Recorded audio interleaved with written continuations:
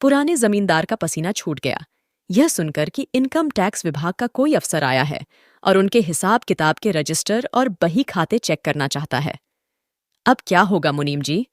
जमींदार ने घबरा कर कहा। कुछ करो मुनीम जी। हुजूर, मैं तो खुद घबरा गया हूं। मैंने इशारे से पेशकश भी की, चाहा कि बला टल जाए। 1 लाख तक की बात की, लेकिन वह तो टस से मस नहीं हो रहा है, मुनीम बोला। तो हे भगवान, मेरी तो सांस उखड़ रही है। तब तक रमुआ पानी ले आया। जमींदार ने पानी पिया, पर घबराहट कम न हुई। हिंदू है कि मुसलमान? सिख है? तो अभी लस्सी वस्सी पिलाओ, डिनर के लिए रोको।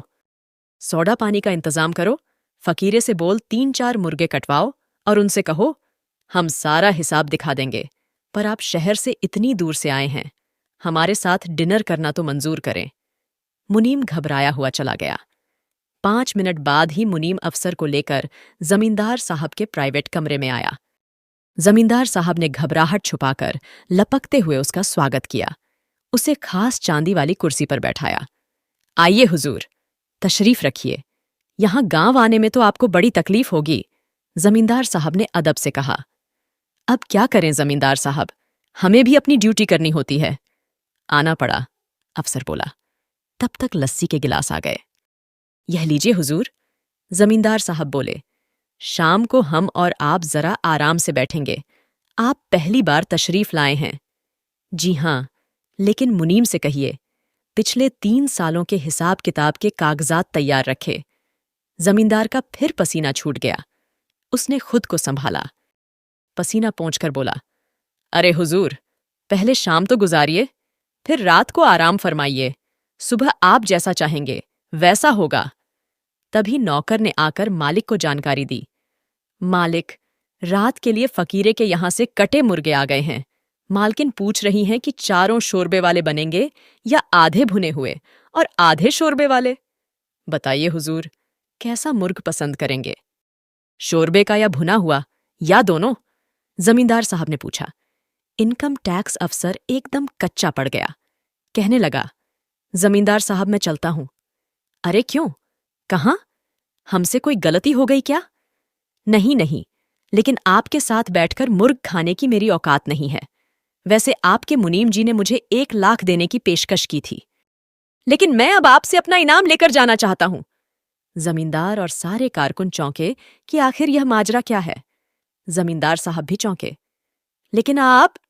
हुजूर, मैं 1 लाख रुपये की रिश्वत लेकर भी जा सकता था, पर नहीं, मुझे तो आपसे बस अपना इनाम चाहिए।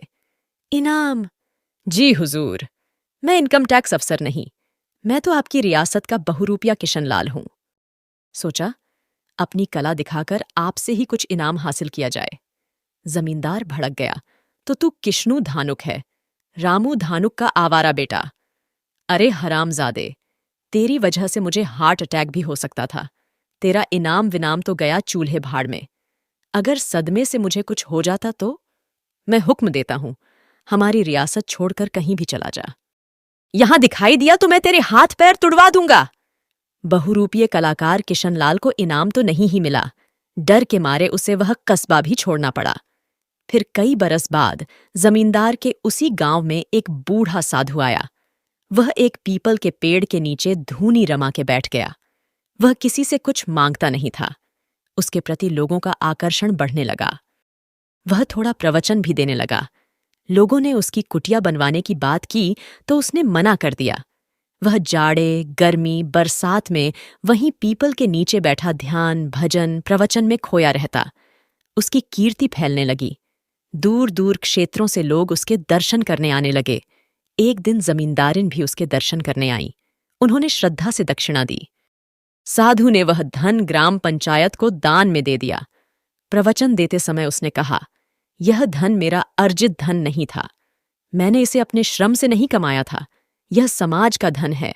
उसी तरह समाज के पास लौट जाना चाहिए जैसे वर्षा का जल सागर में लौट जाता है। श्रद्धालुओं की भीड़ बढ़ने लगी। जमींदारिन रोज उसके दर्शन करने आने लगी। एक दिन उन्होंने जमींदार साहब से कहा, क्यों ना हम साधु जी को हवेली में ले आएं। वे जाड़े, गर्मी, बरसात में वहीं पीपल के नीचे बैठे रहते हैं। बारिश के दिनों में वहां बहुत कीचड़ हो जाती है। भक्तों को बड़ी असुविधा होती है। जमींदार साहब ने हाँ कर दी। बड़ी धूमधाम से जमींदारिन साधु महाराज को हवेली में ले आई। भक्त वहीं आने लगे। जमींदारिन ने भक्तों के लिए भंडारा शुरू करवा दिया। प्रवचन देते समय साधु महाराज ने कहा, पेट तो पशु भी भर लेता है, पर मनुष्य के पास एक और पेट होता है, वह है विद्या और ज्ञान का खाली पेट। यदि वह नहीं भरता तो भंडारे का भोजन व्यर्थ चला जाता है। जमींदार जमींदारिन ने साधु की बात को समझा। उन्होंने ग्राम पंचायत को धन देकर गांव में एक पाठशाला खुलवा दी। पर एक समस्या सामने आई। उसमें पढ़ने के लिए बच्चे आते ही नहीं थे। तब साधु ने एक दिन प्रवचन में कहा, जो भक्त मेरे दर्शनों के लिए आते हैं, यदि वे अपने बच्चों को पाठशाला में नहीं भेजते तो उनसे मेरा निवेदन है कि वे मेरे दर्शन के लिए न आएं। साधु महाराज की बात का असर हुआ। पाठशाला में बच्चे पहुंचने लगे। भक्तों की भीड़ भी और बढ़ने लगी। जमींदार और जमींदारिन ने दुनिया का दूसरा चेहरा देखा। और एक रात जब सारे भक्त जा चुके थे, उन्होंने अपनी सारी धन संपदा लाकर साधु महाराज के चरणों में रख दी। महाराज, आप जैसे चाहें, हमारी इस अकूत संपदा और संपत्ति का उपयोग करें। दूसरे दिन सुबह भक्त आने लगे, पर साधु का कहीं पता नहीं था। जमींदार और जमींदारिन सकते में आ गए।